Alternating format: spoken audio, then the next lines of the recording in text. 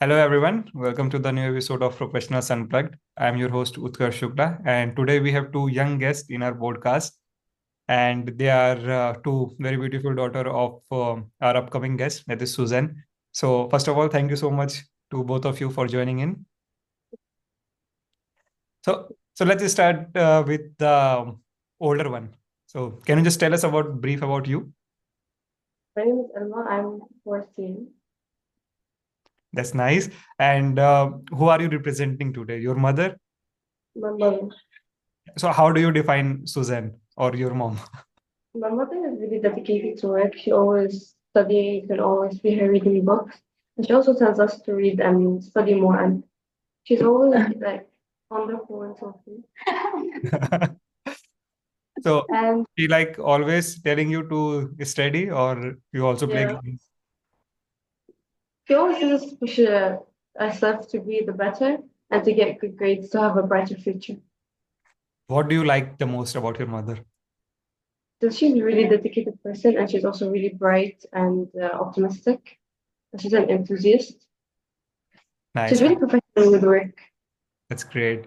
Coming to the younger one, what about you, Hi, Emma? I'm Ibrahim and I'm 10 years old and I will be presenting my mother. So tell us about your mother. My mom, my mom is a bright woman.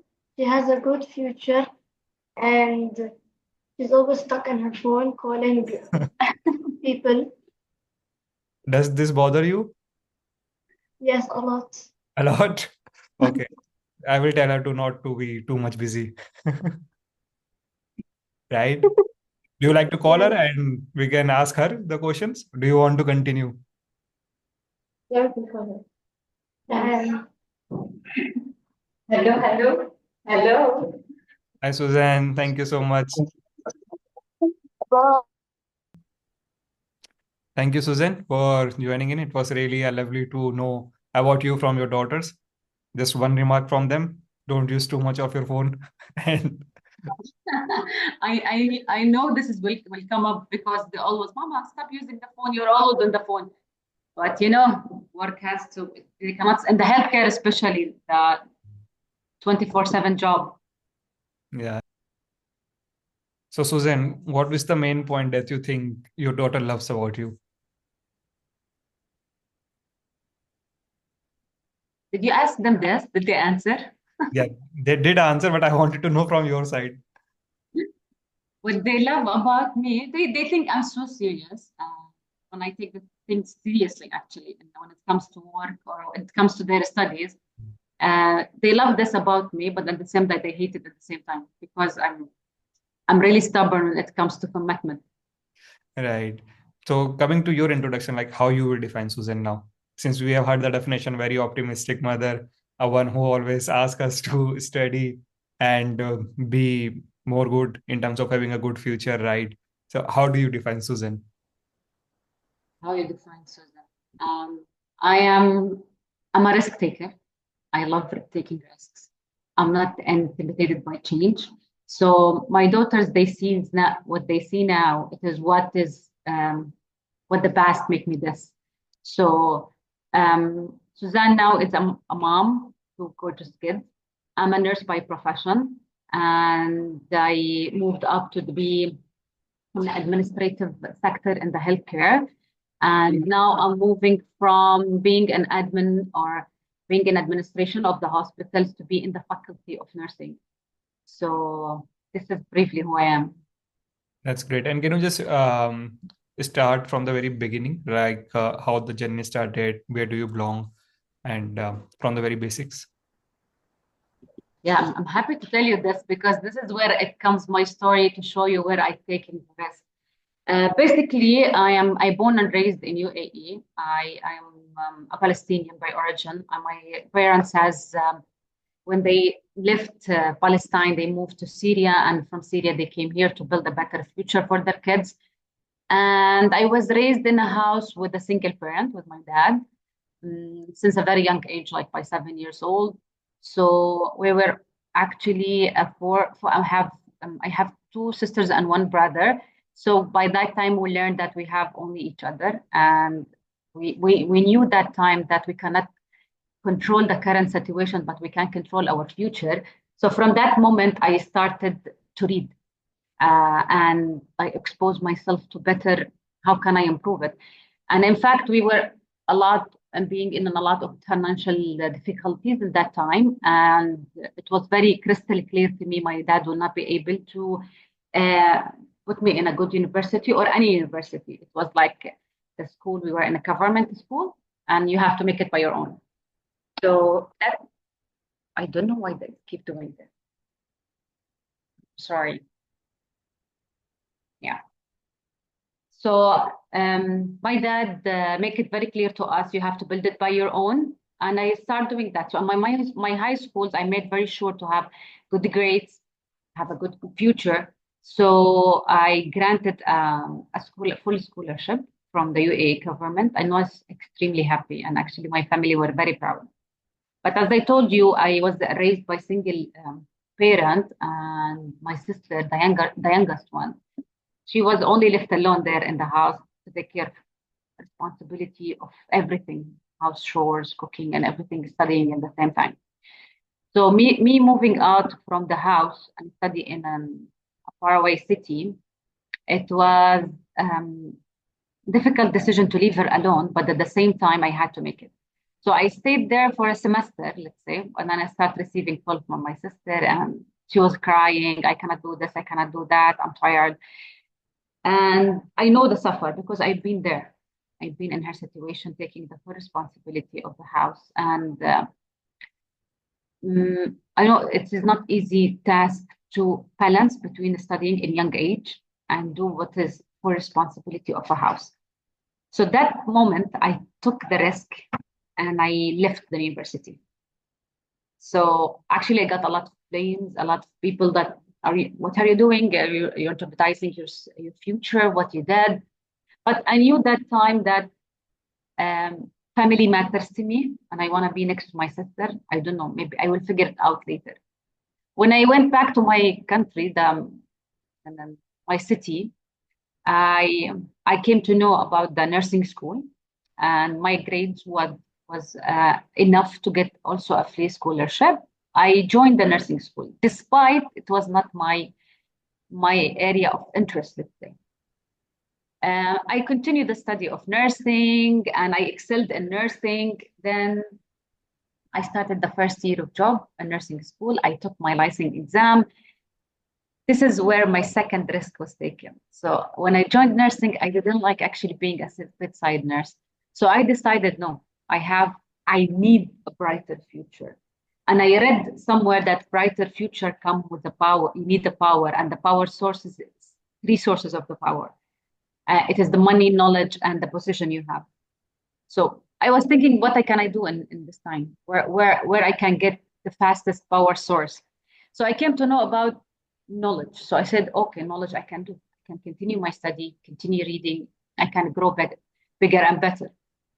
That time, I joined myself to get my master's degree in hospital management. So can I grow in the admin part. And in doing that, during this journey, I got offered by an international pharma company to join their team. And it was a big risk to take because joining this job will lead to me losing my license of nursing.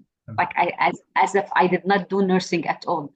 Like I would throw my university years, my clinical experience. And guess what? I took it. I left it. I joined the pharmaceutical company, and I left the nursing and I left the licensing. So both times I took the risk. To me, it was later on I came to know it's the best choice I did, because leaving the university there and come back to my hometown, it was the best decision, because a few years later I lost my sister in a tragic accident. So it was a big chance for me to spend more time with her. The second risk I took, it was also to my benefit, because in that international company I learned a lot of skills you will never learn it in nursing. Like they they focus in communication skill, negotiation, and selling skills. With these tools, you need to success in your life. So that's really the brief of my. Then the journey started. I started to grow more, and I have moved to the admin position in the hospital and healthcare. And one time I decided, like Sudan, I want to contribute more to the nursing community because I felt still UAE in a phase where nursing can be much improved. So I did my second master degree in healthcare professional education and nursing, where now I'm moving to the faculty. I'm moving, this is the third risk I'm taking. I'm moving totally from the clinical to the faculty section, where I hope it is the good decision to take.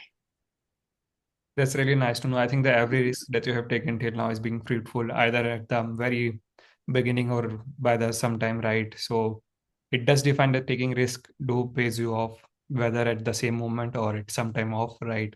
So that is the best thing I think we can learn from your story, that don't take a step back when you think it's the right time. Even if it's for your family, you should take care of them, or when you know it's the right time to spend time with them, you should, right? So I do believe like there are some inner voices that you said, like you thought your sister needs you at that moment of time, and you left the university and go there to spend time with her.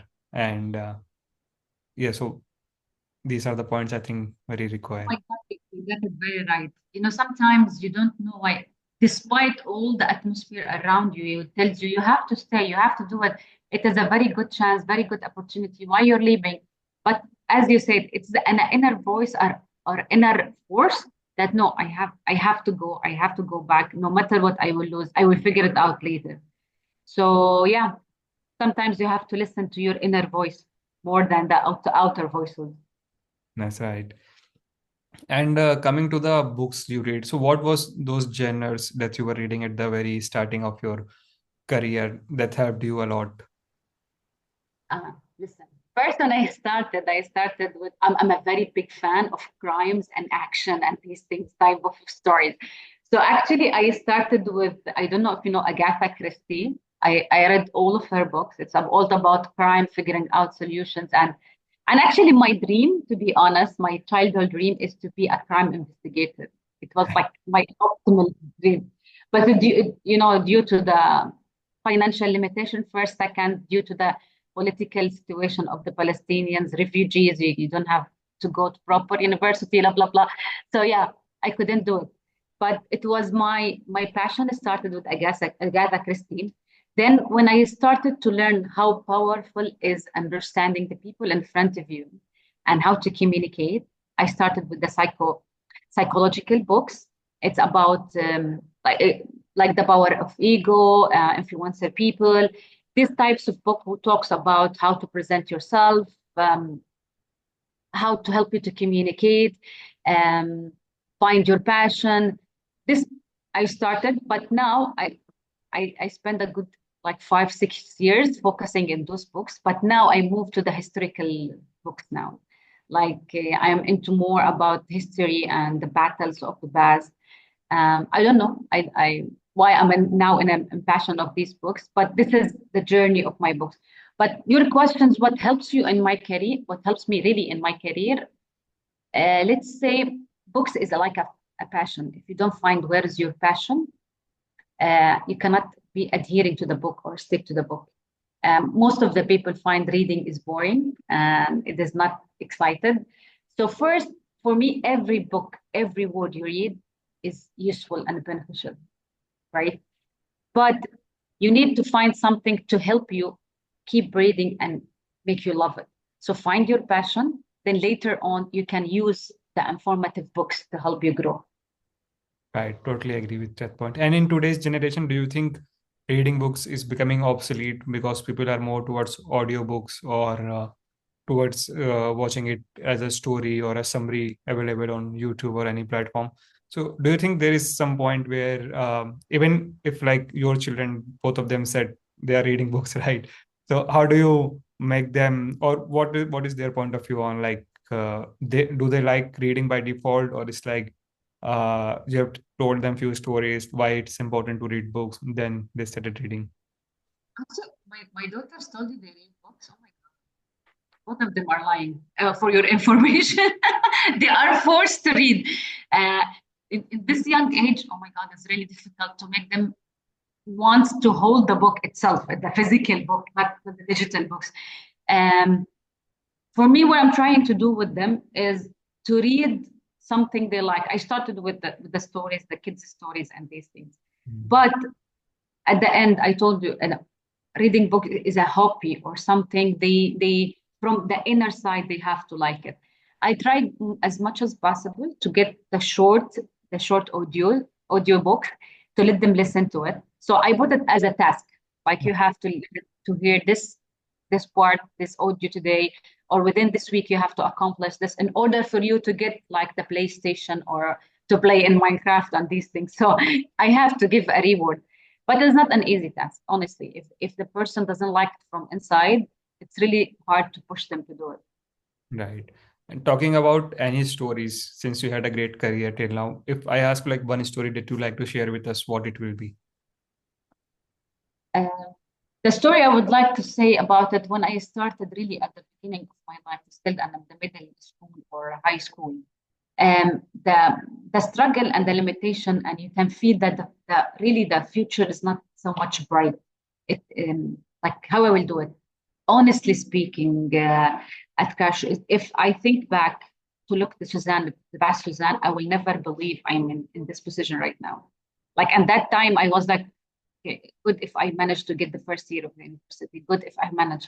But do whatever you can do. Like as I said, you cannot control now, you can control the future. Yes, this is the story when I tell them that I can say I have faced a lot of challenges, a lot, like in terms of financial limitations, connection limitations. Like, I will say it, political limitations, because refugees doesn't have all the privileges of others, and so the social also limitations it is there. And I can feel for the young generation right now when they are grown up in such situations and they feel it's hopeless. Why I have to do this? Why I have to do that? There is nothing will come out in the future. No, it will.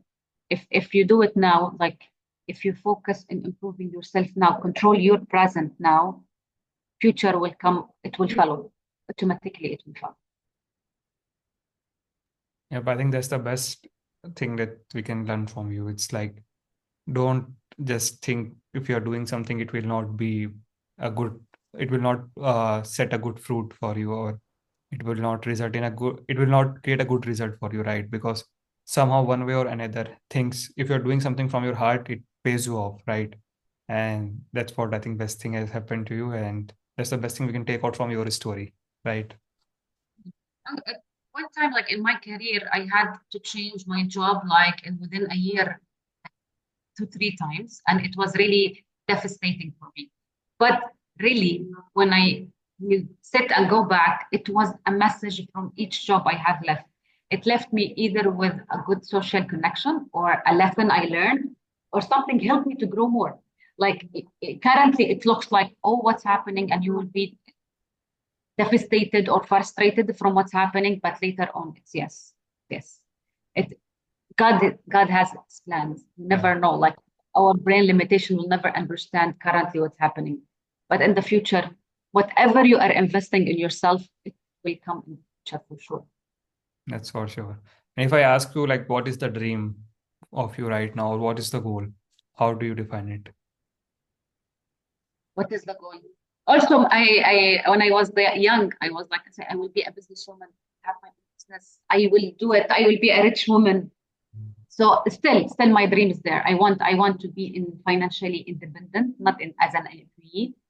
I want to build something that everybody, like I believe, they want to be name remembered. I want my name remembered. I started a couple of 3 projects. They are not successful so far, but I'm hoping the one recently, the last one I'm working on, which is an application where it's a directory for all healthcare services and doctors, where you can reach whatever questions or inquiry. You can use this app. I'm still in this process. I hope this app will succeed. But this is in terms of like me having my own business. But in terms of employment, as I told you, I am halfway there. I'm joining now a faculty of nursing, and I want to contribute to developing more of the nursing schools in the UAE. So I believe I am now in the right track. I've been lost for like more than 10 years. You were like, I want to do this and that, and you can grab whatever. I want to do this, do that. I'm floating of ideas, but now I feel I am in the right track. I know what I want to do right now. That's great. And if I talk you about one advice that you'd like to give to the people watching it, what it will be? Um, skills, please. Skills. Please. I wish someone told me this in the younger ages. No matter what the school you are studying, no matter what is your major in the university it is, you have to have skills that is important to help you success. What I believe they are the most important. One of them is communication skills, negotiation skills, sailing skills, and the skills of using money or the relationship, let's say, with money. In young ages, or I think now in the 20s, early 30s, all the people, I want to have money, I want to have like to work for the money. I'm advising the people to have the skills to make the money works for you, like how to invest and use the money to improve yourself. It's not about everything is saving. There is a lot of techniques in the YouTube short videos, a lot teach you how you can build a healthy relationship with the money. And the young ages and the people have to understand the power of the communication, the power of negotiating when it comes to how you place yourself in a value place and you value your skills, and the power of sales. The power of sales, even you are not a salesman, selling person, but when you have the skills of how to sell yourself or to sell something, it is very powerful tool to present yourself among a community or a group of people, let's say. So this is what I wished someone told me in the early, so I can learn it and like shorten the journey for me. That's great. I think, yeah, that's a very important thing that you have mentioned. And I hope everyone listening to this podcast can know the importance of it via your story, and they can implement it in their life. So thank you so much, Susan. It was really a lovely experience knowing you, and it was pleasure. And thanks to those two little angels as well. Thank you. Thank you. It was really a pleasure having talk with you. Hoping for future topics with you. For sure. Thank you. Take care. Bye-bye.